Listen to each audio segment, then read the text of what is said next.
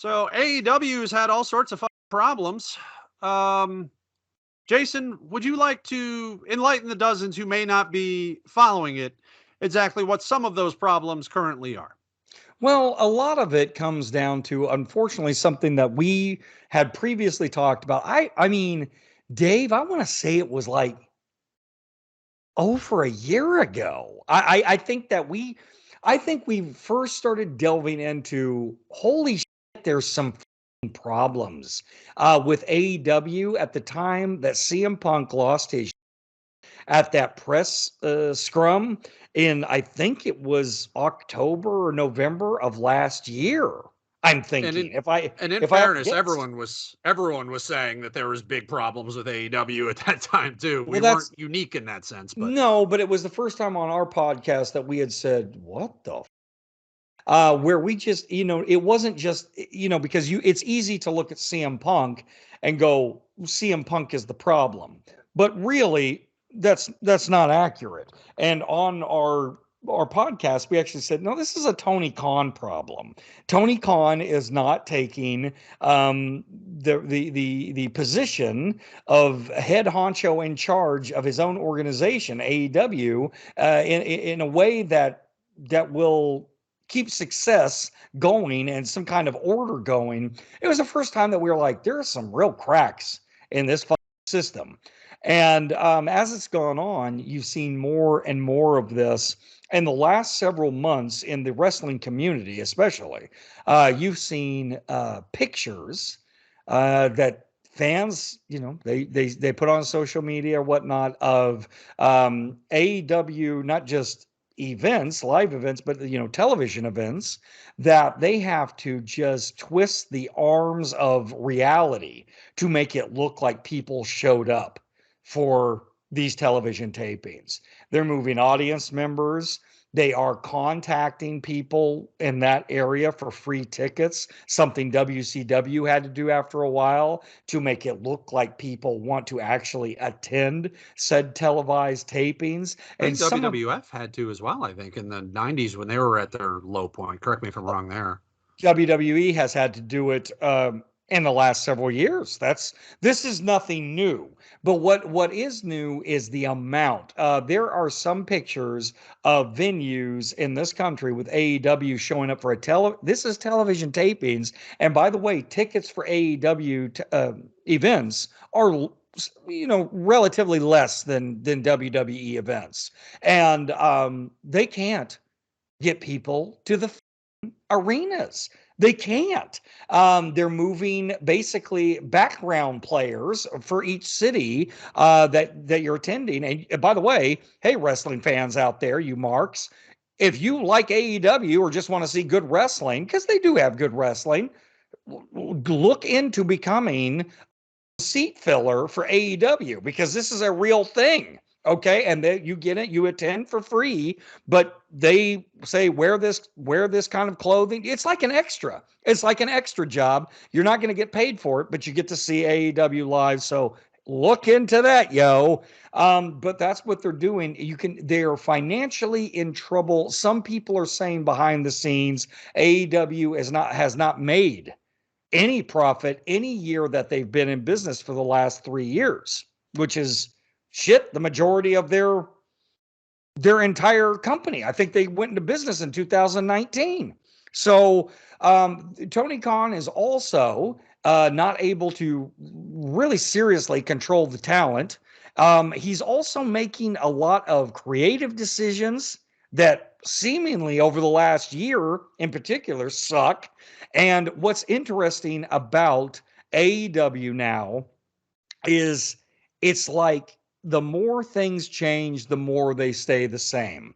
Watching Eric Bischoff's rise and control of WCW as an opposition to the WWF in the late 90s, mid late 90s, is almost mirroring what is happening with Tony Khan and AEW. And WWE is actually enacting its history as well. What's interesting is, and I don't even know if I could predict this at the time, but due to the fact of the reorganization of WWE, the restructuring of their management and their business, the company as it's been sold off. The fact that, honestly, and we talked about it previously, that Triple H is so far involved in creative, and that Nick Khan, so it is the Khans versus each other here at this point, but Nick Khan, No no relation. relation to Tony Khan, being in charge of television deals and the distribution. What a beautiful tag team.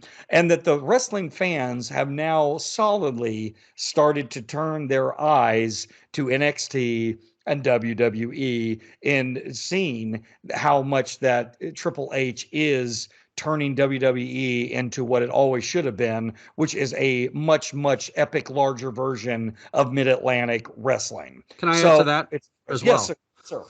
Also, Triple H had done a masterful job with the initial run of NXT, and then it got rather rudely taken away from him. Yeah. Vince and Bruce Pritchard took it over, become NXT 2.0, and completely fell off a cliff.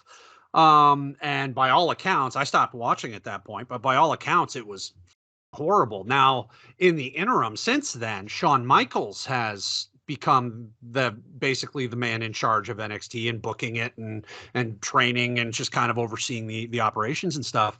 And now, to be fair, I still really haven't gone back to watching it yet, but it's on my radar again to start doing so. I've heard it's been great. I haven't seen it. I can't speak to its quality, but I have no doubt that it's a hell of a lot better than the NXT 2.0 that was Vince McMahon's doing.